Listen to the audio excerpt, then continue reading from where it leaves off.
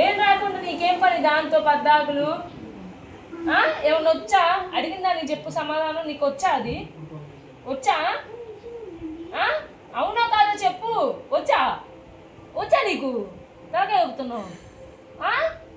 మాట్లాడు, మాట్లాడమంటే నిన్నే బాబు. వచ్చా అది నీకు? ఎందుకు పట్టుకున్నావు?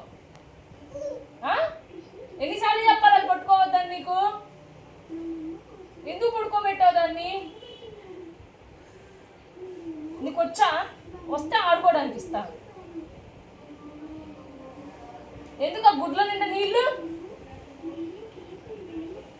చేసిందంతా చేసి